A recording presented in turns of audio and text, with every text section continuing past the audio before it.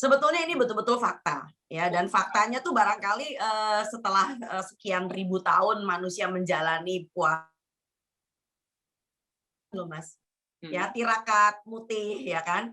Terutama buat orang-orang yang ingin menjalankan suatu, apa namanya, keputusan besar dalam hidupnya dia, ya. Mhm. Yang kita kenal dari orang Jawa itu biasanya sebelum menikah, ya, lalu ada yang puasa dulu. Bahkan, calon periasnya melakukan yang disebut dengan, apa namanya, mutih, ya kan. Nah, jadi kita bisa lihat bahwa puasa itu terutama di tanah air kita sudah merupakan suatu, apa ya, suatu ritual, suatu tradisi, saya bisa bilang begitu, yang kita kenal dengan dekat sekali, terutama di kalangan masyarakat Jawa, ya. Mhm. Jadi kalau kita perhatikan, mbah-mbah kita zaman dulu, ya, itu, mereka badannya kecil, ya. Orang puasa tuh kebanyakan orang yang sering tirakatan, sering puasa tuh badannya kecil.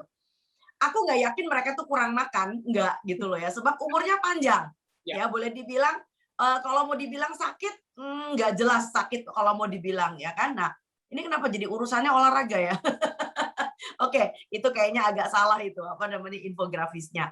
Nah, barangkali kepercayaan-kepercayaan yang orang mengatakan bahwa orang puasa itu, membuat awet muda, membuat, badan lebih sehat, kita akan bahas, kita angkat menjadi sesuatu yang lebih ilmiah di Mhm. tahun 2021. Sekarang 2021 ya, Mas, ya? Ya. Oke.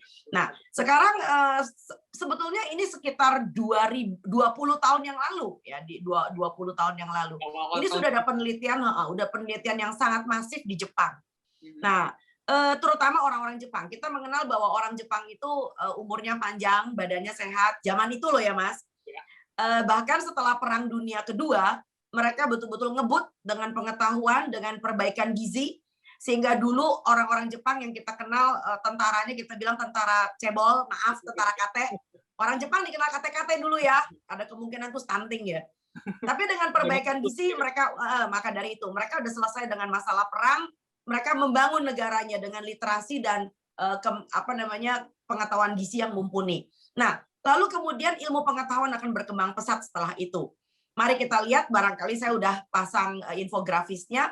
Jadi Mhm. sejak tahun 2001 itu sudah ada penelitian yang cukup bagus tentang yang disebut dengan mitokondria. Jadi kalau kita perhatikan bahwa badan manusia itu terbuat dari berbagai macam organ ya, Mas. Ada paru-paru, ada jantung, ada otak, ada pencernaan, ada saluran reproduksi. Nah, kalau dipikir setiap sel kita itu juga punya kayak, apa ya, organ tersendiri di rumahnya dia. Jadi setiap sel yang kita miliki itu juga di dalamnya ada semacam kayak, apa, organ-organ kecil. Nah, salah satu yang kita kenal adalah mitokondria. Jadi mitokondria itu sebetulnya adalah paru-parunya sel, paru-parunya sel. Lalu kemudian kita punya ribosom, kita punya, lisosom dan sebagainya. Tapi kalau mau dibilang paru-parunya sel itu disebut sebagai mitokondria. Oke, ada nggak gambarnya? Udah saya kirim kemarin, tadi sore. Nah, kalau Anda bisa lihat, kita punya organel bernama si mitokondria. Nah, ini dia. Alhamdulillah akhirnya muncul. Kalau kita lihat bahwa pemahaman tentang si mitokondria itu sudah kita teliti pada awalnya di 2001 di hewan, ya kan? Nah, lalu kemudian sel yang sangat kecil, lalu kemudian dalamnya ada organel berikutnya. Nah, itu dia. Itu kita mengatakan sebagai paru-parunya sel, ya. Di Baru-baru. dalamnya itu ada berbagai macam, apa namanya, peralatan, ya itu kalau satu sel kita keluarkan bentuknya seperti yang bulat besar itu. Yang di tengah itu adalah inti sel.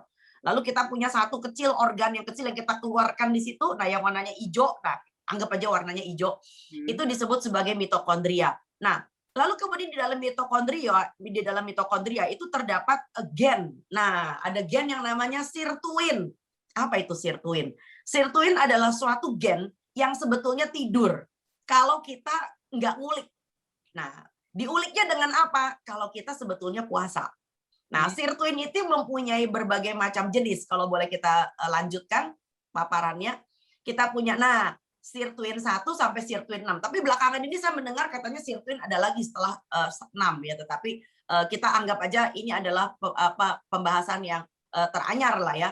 Nah, di mana si sirtuin ini mempunyai berbagai macam target sel.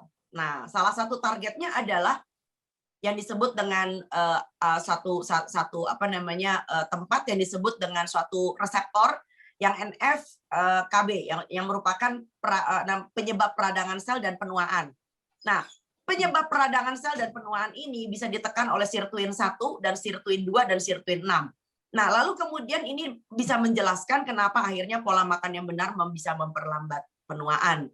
Ya, jadi sirtuin ini hanya bisa kita aktivasi kalau orang ini mengalami sedikit defisit kalori. Nah, itu sudah diperhatikan dalam beberapa penelitian. Boleh gambarnya berikutnya lagi, kita masukin lagi.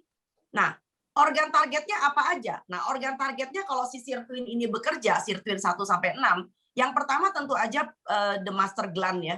Jadi kita punya namanya di otak bernama hipotalamus. Nah, hipotalamus itu adalah kelenjar di dalam otak yang boleh dibilang jadi kayak panel pengatur. Nah, hipotalamus akan memerintahkan kepada hipofise, hipofise akan memerintahkan kepada kita punya kelenjar hormon yang mengatur kelenjar gondok, yang mengatur kelenjar kelamin, yang mengatur semua kelenjar yang menghasilkan hormon. Nah, Anda bisa bayangkan juga ternyata sirtuin juga mengatur apa yang terjadi di dalam pembuluh darah, di dalam liver, otot, bahkan ke dalam ginjal, bahkan pankreas, ya. Barangkali itu yang bisa saya jelaskan, Mas, untuk sementara waktu. Terima kasih sudah nonton. Jangan lupa like, subscribe, dan share ya.